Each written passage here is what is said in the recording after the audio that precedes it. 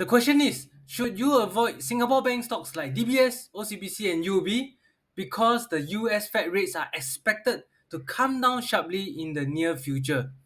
In this video, we're gonna explore into the potential impact and the outlook of the rate cuts together. And I also want to share with you one US listed digital bank stock that's generating way higher ROE than our local banks.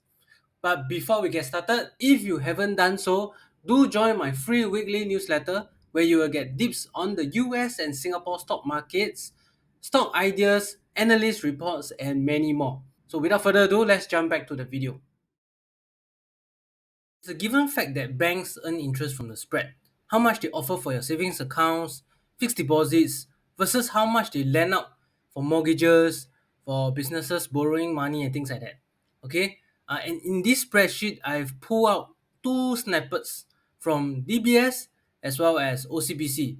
Okay, to because they have showed the impact of how much they are gonna be impacted. Okay, by how many basis points. Okay, so like for example, DBS has mentioned that net interest income sensitivity is reduced to 4 million per basis point as compared to 18 to 20 million in 2021. What it is saying is that for every cut, okay, for every 1 basis point cut in the US Fed funds rate, which is the interest rate per se, okay, 0.01%, it will result in a drop in $4 million worth of net interest income.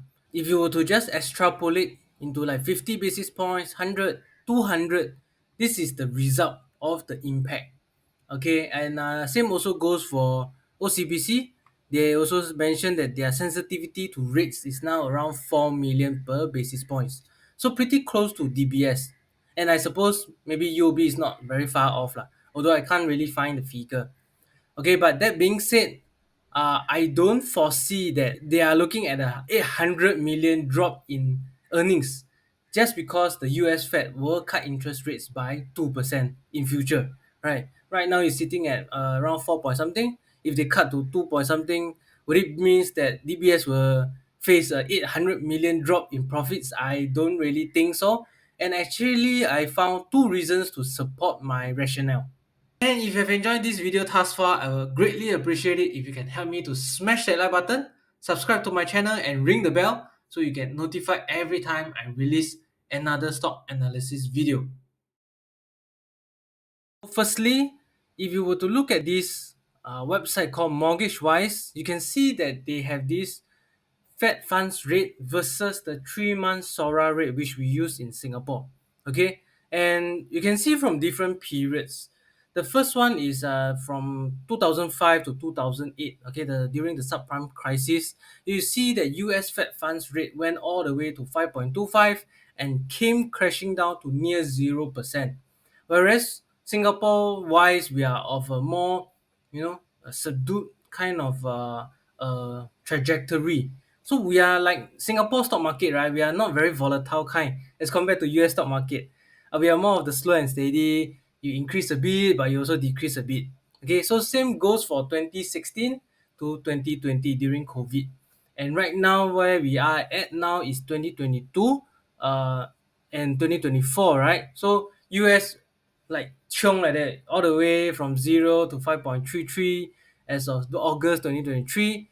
And then ours, okay, we went up plateau at around 3.7%. And if that's the case, right, if you think about it, if US were to cut 2%, it doesn't mean that Singapore banks or in general our market will cut by 2%. I would say that we are of a more gradual pace. Maybe we'll cut by 1%, 1.5%, that kind of momentum. Okay, so that is the first reason why I think Singapore banks really have it under control.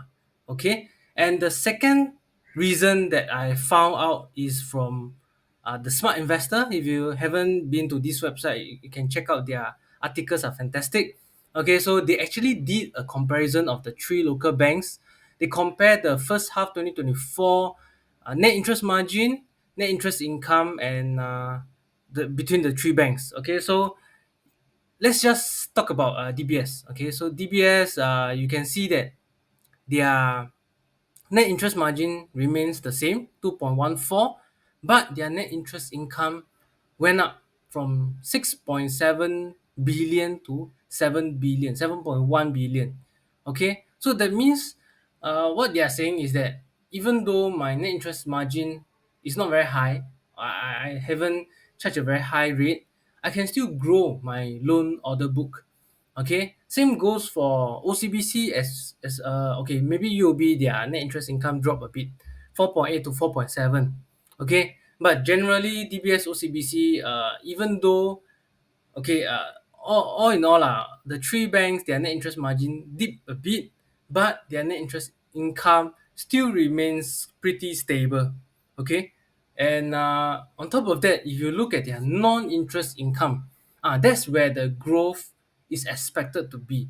So you know, when interest rates starts to come down, generally the economy will do better because banks will lend out more money to corporations, and corporations may borrow money, expand their operations and things like that.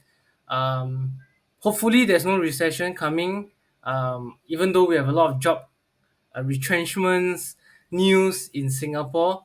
But if I would say that if the economy continues to grow at a slow and steady pace, the banks will still be able to make up for it with the non-interest income going forward.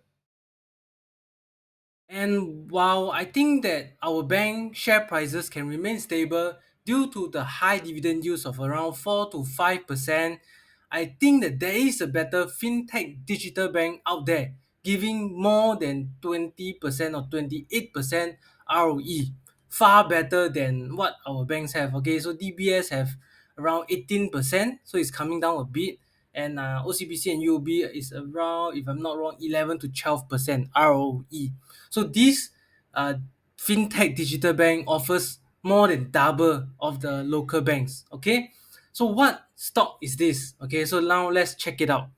Okay, so I have actually covered this stock in this stock idea of the week in my newsletter 2 weeks ago. It is only exclusive to our paying members. So if you are already a free subscriber and you want to get access to all these stock ideas every single week and also to our dividend model portfolio, you can check out my link down below. All right, you can upgrade. It's just $10 a month. You can get four ideas every month, and then you will also get a dividend model portfolio that I'm building up, and right now it's already more than 10 stocks. Okay, so coming back to our stock idea of the week, all right, I will just scroll through and share with you a few positive points on what I like about the company. And first of all, it is owned by all the big shots: Berkshire Hathaway, Tencent Holdings, Sequoia Capital, BlackRock, etc. Okay, so all the big heavyweight names over there. Okay, and what's more, the founder himself owns a significant stake of 20%. Well, alignment of interest over here. Okay, and I already mentioned that I'm gonna do a YouTube video, and here I am doing this video. All right, so if you are a subscriber, I mean, if you are a paying member, you will be able to just scroll through and read through the whole text itself for every stock idea. Okay, every week. And coming back, okay, the company is none other than Nuke Holdings, not that Nuke Bra, the Nuke Holdings. They are a fintech digital bank, okay, and it is actually um, a parent company under behind Brazil's Nuke Bank. Okay, so they are Latin America's now most valuable financial institution. Okay, market cap 66 billion US dollars. So it is listed in US, although their operations are in Latin America. So a little bit of a backstory is founded in 2013. Okay, initially they don't have a lot of customers. You can see from here. Uh, for the past 10 for the initial 10 years, they are like at most 1 million customers, but from there onwards, 2017 to 2020, I think they have supercharged their growth, and they went all the way up to 105 million customers to date. Okay, and it is not only having a big customer base, Okay, although that's important, more importantly, they are also profit making. So their net income grew 134% year on year basis. Okay, so right now their net income is sitting at US dollars 487 million, and that's only for the second quarter. Incredible, right? Okay, revenue is 2.8 billion US dollars. Okay, this is a stark contrast to other so-called fintech companies like I would say maybe Property Guru or Grab. All right, although they have a huge user database, but they are not as profitable or way far off, a far cry from this new bank itself. Okay, right. So I talk about the financial growth. You can see how they have a ROE of 28% as of the second quarter 2024. Okay. Revenue have grown from 1.8 billion to 2.8 billion from a 1 year period. Net income 225 to 487. So that is impressive growth, right?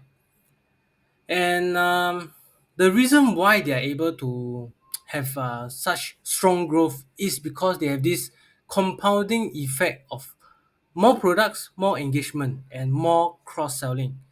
So if you think about it this way, they get one product into your doorstep first, and then subsequently they will say that, oh, do you want to get another product?